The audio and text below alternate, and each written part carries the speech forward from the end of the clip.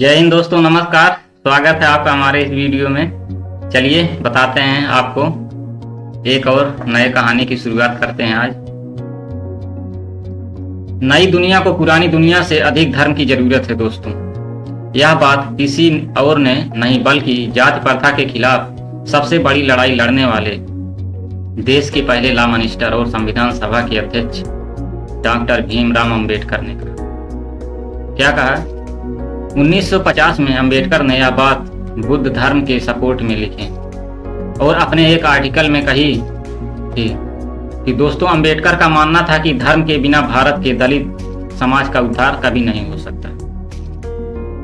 लेकिन जिस धर्म से वह दलित समाज जुड़ा हुआ था, उस हिंदू धर्म के सभी रीति रिवाज दलितों के उत्थान में कभी भी सहायक नहीं होंगे। इसीलिए अंबेडकर ने बहुत पहले सोच लिया था कि उन्होंने जिस धर्म में अपनी पहली सांस ली थी, उसी की आखिरी सांस नहीं लेंगे, क्योंकि हिंदू धर्म की वर्ण व्यवस्था दलितों का शोषण ही करती रहेगी। डॉक्टर अंबेडकर का कहना था कि भारत भले ही अंग्रेजों की गुलामी से आज़ाद हो जाए, लेकिन वह आज़ादी तब तक असली आज़ादी नहीं होगी जब तक भारत से जात प्रथा खत्म नहीं हो जाती।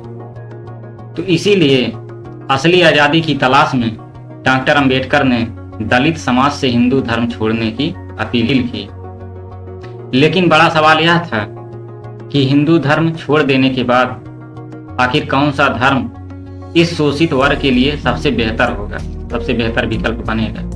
इसी सवाल के जवाब की तलाश करते हुए अंत में उन्होंने 14 अक्टूबर 1996 में बुद्धिज्म अपना लिया और उनके साथ ही 3 लाख से ज्यादा दलित एक साथ हिंदू धर्म से बौद्ध धर्म में कन्वर्ट हो जाते, जो कि आज़ादी के बाद भारत के इतिहास की बहुत बड़ी घटना बन जाती है। इसीलिए आज के इस वीडियो में पहले हम अंबेडकर की लाइफ और उनके स्ट्रगल के बारे में जानेंगे, जिसके बाद यह हम समझेंगे कि उन्होंने सभी धर्मों को छोड़कर बौद्ध धर्म ही क्यों अपना लिया, बौद्ध धर्म क्यों चुना। दोस्तों, भीमराव अंबेडकर का जन्म 14 अप्रैल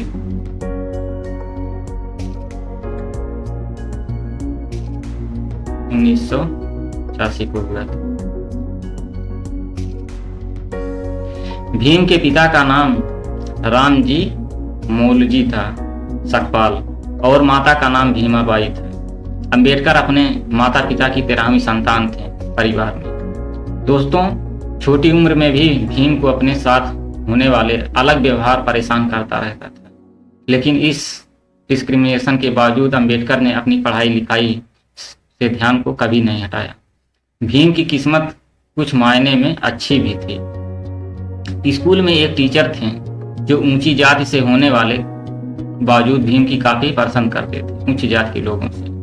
उनका नाम था कृष्ण जी केशव अंबेडकर। उन्होंने ही भीम का लास्ट नाम जो है खुद के सरनेम अंबेडकर से चेंज किया और भीम के टीचर के बार बार कहने पर राम जी भीम की पढ़ाई के लिए बॉम्बे मूव कर गए।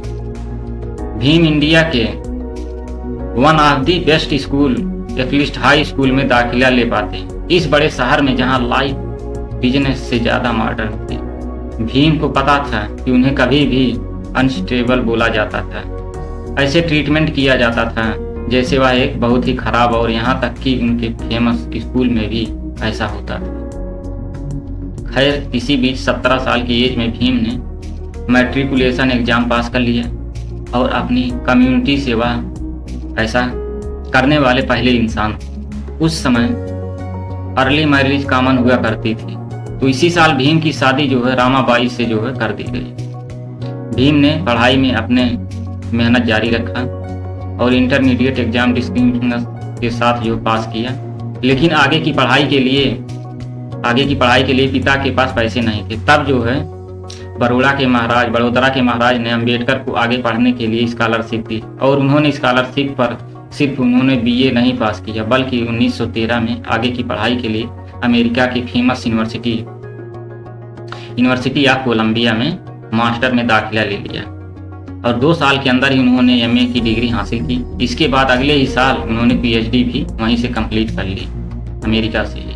इसके बाद वह कोलंबिया छोड़कर इंग्लैंड चले गए और वहाँ London of school of economics join करते हैं, लेकिन वहाँ उनकी पीएचडी आधी रह जाती है, कंप्लीट नहीं हो पाता क्योंकि स्कॉलरशिप खत्म हो गई थी।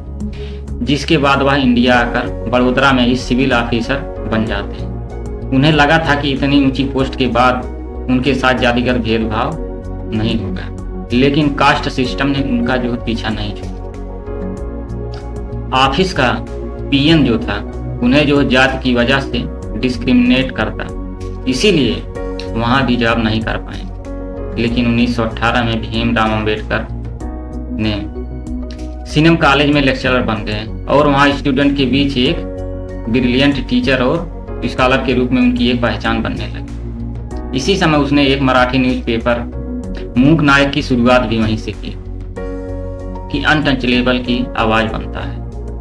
भीमराव ऑर्गेनाइजेशन और अटेंडेंट करना भी शुरू किया क्योंकि वह जान चुके थे दलित की पब्लिसाइज करने की जरूरत है दलितों को, और उनके इस इक्वल राइट्स के लिए राइट करना भी जरूरी था। इसी खुद की जिंदगी में उन्होंने इस संघर्ष की अहमियत समझा और इसी बीच वे लंदन जाते हैं और अपनी इकोनॉमिक्स की पीएचडी कंप्लीट करने के साथ ही वकालत की पढ़ाई करके वापस आते हैं।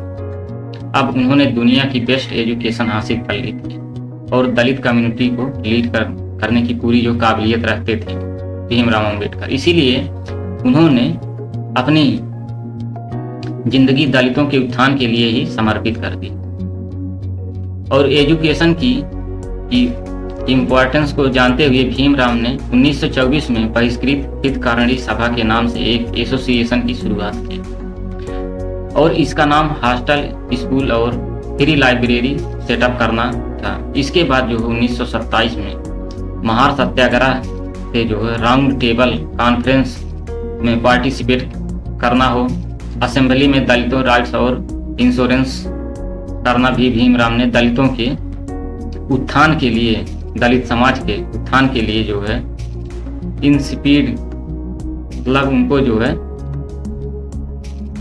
मतलब प्रोत्साहित करना शुरू किया दलित समाज को। इसके बाद वे सम्मेलन के दौरान उन्होंने एक और भाषण दिया जिसे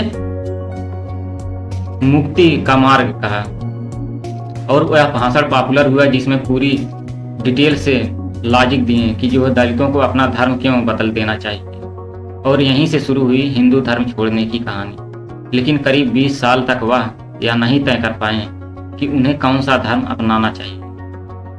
ठीक, इसीलिए आइए हम जानते हैं कि उन्होंने 20 साल के बाद जाकर के बौद्ध धर्म को कैसे और क्यों चुना। दोस्तों, अंबेडकर ने हिंदू धर्म छोड़ने और बौद्ध धर्म को अपनाने से पहले सभी धर्मों के बारे में विचार किया। अगर उनके जो शुरुआती आर्टिकल और लेक्चर को देखें लेक्चर को, तो उनमें जो अंबेडकर साहब क्या कहते हैं, अंबेडकर साहब कहते हैं इस्लाम की ओर अगर देखिए तो 1929 में उन्होंने बहिष्कार भारत में नोटिस टू द हिंदुइज्म में लिखते हैं कि धर्म परिवर्तन करना तो मुसलमान बनो, धर्म परिवर्तन करना है तो मुसलमान बनो, और हिंदू आदि ऑर्गेनाइजेशन थ्रेट फील करने लगे। इसी वजह से ऑर्गेनाइजेशन ने अंबेडकर के सामने आर्य समाज या सिख धर्म चुनने का प्रस्ताव रखा। लेकिन कुछ ही सालों में अंबेडकर को सिख धर्म में भी जो है जाति प्रथा दिखाई देने लगी, इसीलिए उन्होंने सिख का विचार छोड़ दिया और बौद्ध धर्म को चुनने के पीछे जो है उनकी क्या सोच थी। तो इस सवाल का जवाब हम जो है Buddha and the future of the religion के नाम से एक आर्टिकल से पता चलता है कि जो है इस आर्टिकल में उन्होंने दुनिया के सबसे बड़े 4 धर्मों को कंपेयर किया, जिसमें बौद्ध, हिंदू, क्रिश्चियन और इस्लाम शामिल है। अंबेडकर ने उन 20 सालों में 4 बड़े धर्मों के संस्थापक, पैगंबर और उनके अवतारों को डिटेल से समझने की कोशिश की, जिसमें उन्होंने जब जीसस के बारे में सोचा तो उन्हें पता चला कि जीसस खुद को ईश्वर का बेटा कहते हैं और अपने फॉलोअर को यह कहते हैं कि जिसे भी ईश्वर के पास पहुंचना है उन्हें जीसस को गॉड सन ऑफ मानना ही होगा। कुछ इस्लाम धर्म के पैगंबर प्रोफेट मोहम्मद साहब के साथ भी था। मोहम्मद साहब यही कहते हैं कि मुक्ति चाहने वालों को उन्हें खुदा का पैगंबर मानना होगा। साथ ही यह बात भी स्वीकार करनी होगी कि वही इस्लाम की आखिरी पैगंबर है। क्रिश्चियनिटी और इस्लाम के बाद उन्होंने हिंदू धर्म में देखा तो उन्हें पता चला कि इस धर्म में पैदा हुए अवतारी पुरुष खुद को ही ईश्वर कहते थे, खुद को ही परमपिता परमेश्वर की संज्ञा भी देते थे। इसी तरह जब अंबेडकर बुद्ध के बारे में जाने गए तो उन्हें पता चला कि ईश्वर के पुत्र पैगंबर या खुद ईश्वर नहीं बल्कि एक मनुष्य होने का दावा करते, और उन्होंने एक मनुष्य के रूप में अपने धर्म का प्रचार प्रसार किया। साथ ही गौतम बुद्ध ने कभी भी चमत्कार या अलौकिक शक्ति का दावा नहीं किया। ठीक है दोस्तों, जिससे अंबेडकर सबसे ज़्यादा प्रभावित हुए और जीसस, मोहम्मद और हिंदू अवतारों में खुद को ही मोक्ष और मुक्तिदाता कहा, तो वहीं बुद्ध ने सिर्फ मुक्ति का मार्ग दिखाया जिस पर चलना सबको अपने से ही था। इसके अलावा बौद्ध धर्म में अंबेडकर को बाकी धर्मों से ज़्यादा लॉजिक और दिखता है, गलती करने की गुंजाइश भी नजर आई जो कि उन्हें बाकी किसी धर्म में नहीं दिखे। साथ ही उन्होंने यह भी पाया कि बुद्ध अपने ही उपदेशों में यह भी कहते हैं कि उनके धर्म पर भूतकाल का दबाव या बोझ नहीं होना चाहिए, यानी जरूरत के हिसाब से धर्म में बदलाव होते रहते, तभी धर्म का असली मतलब बचा रहेगा, जबकि बाकी के किसी धर्म में इस तरह की बदलाव की कोई गुंजाइश छोड़ो जोखिम नहीं उठाया गया है। इन्हीं सब बातों से प्रभावित होकर अंबेडकर धर्म के बारे में कहते हैं कि धर्म को विज्ञान और तर्क की कसौटी पर खरा उतरना चाहिए। धर्म को यदि वास्तव में कार्य करना है तो उन्हें बुद्धि या तर्क पर आधारित होना चाहिए, जिसका दूसरा नाम है विज्ञान। यानी एक तरह से वह ऐसे धर्म की तलाश में थे जिससे वैज्ञानिकता मौजूद हो, जिसमें जो उन्हें आखिरकार बौद्ध धर्म में मिली। बौद्ध धर्म चुनने के पीछे उनका जो एक बड़ा कारण और भी था, वह था महिलाओं का समान अधिकार। दरअसल बौद्ध धर्म में वीमेन पोजीशन को अंबेडकर द क्वालिटी का सबसे बड़ा प्रूफ मानते थे। उनका यह कहना था कि दुनिया ने बौद्ध को नॉन वायलेंस तक सीमित कर दिया, एक महान, लेकिन बुद्ध ने अहिंसा के साथ ही समानता की भी शिक्षा दी है, जिसमें पुरुष और स्त्री को एक समान मानने वाला बौद्ध धर्म इकलौता धर्म।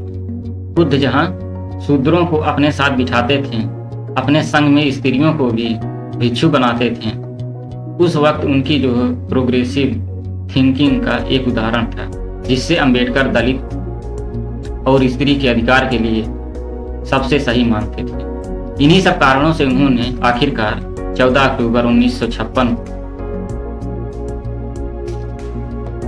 3,65,000 लोगों के साथ नागपुर में पूरे विधि विधान से बौद्ध धर्म को अपना लिया। दोस्तों, आपको बता दें कि अंबेडकर के धर्म परिवर्तन के विचार से गांधी जी कभी खुश नहीं थे। उनका यह कहना था गांधी जी का कि धर्म कोई कपड़ा नहीं है जिसे उतार कर बदला जा सकता है। गांधी समाज सुधार के रास्ते से ही दलितों के उत्थान में विश्वास रखते थे, लेकिन गांधी से अलग राय रखने वाले अंबेडकर ने अपने धर्म ही बदल डाला। दोस्तों, कुछ लोगों का यह भी कहना है कि अंबेडकर ने बौद्ध धर्म गांधी जी के प्रति सम्मान दर्शाने के लिए ही चुना। ऐसा इसलिए क्योंकि अंबेडकर अपना धर्म परिवर्तन तो करना चाहते थे, यहाँ तक वह गांधी जी से नहीं अंग्रेजी सहायता नहीं, लेकिन उन्होंने बौद्ध धर्म इसलिए भी चुना क्योंकि वह भारत के सनातन परंपरा से ही निकला हुआ एक धर्म था, किसी और देश से भारत में नहीं आया था। ऐसा करके उन्होंने गांधी और अपने मतभेदों को बनाए भी रखा और गांधी के सनातन धर्म की अवधारणा से दूर भी नहीं गए, लेकिन इन बातों का कोई लिखित प्रमाण नहीं मिलता है। तो दोस्तों, अंबेडकर के धर्म परिवर्तन को असल में दलित बौद्ध धर्म आंदोलन के नाम से इतिहास में दर्ज किया गया है। इस आंदोलन से प्रभावित होकर लाखों दलितों ने हिंदू धर्म छोड़कर बौद्ध धर्म अपना लिया। इस वजह से 1950 में देश में महज 1.5 लाख लोग ही बुद्धिस्ट थे, तो वहीं 1960 तक यह संख्या जो है 32 लाख तक पहुंच गई। आपको बता दें कि धर्म परिवर्तन के 2 महीने बाद ही अंबेडकर की डेथ हो गई, मृत्यु हो गई, और उनकी मौत के कारण यह आंदोलन ज़्यादा आग नहीं पकड़ सका और धीरे धीरे धीरे धीरे धीमा होता गया। हालांकि आज भी जो है हम दलितों के बौद्ध धर्म में जो है कन्वर्ट होने की खबर सुनते रहते हैं, जो अंबेडकर जी के एक्ट से ही इंस्पायर्ड कहे जा सकते हैं। तो दोस्तों, डॉक्टर भीमराव अंबेडकर ने जिस तरह से समाज में फैली हुई गहरी जात प्रथा खत्म करने की कोशिश की, उसमें यह काफी हद तक सफल भी थी। ठीक है दोस्तों, और उन्हीं की वजह से आज देश में लोअर कास्ट के लोगों के जीवन में शिक्षा, सरकारी नौकरी और सामाजिक जगहों पर जो है उनकी उपस्थिति को तय किया जा सकता है।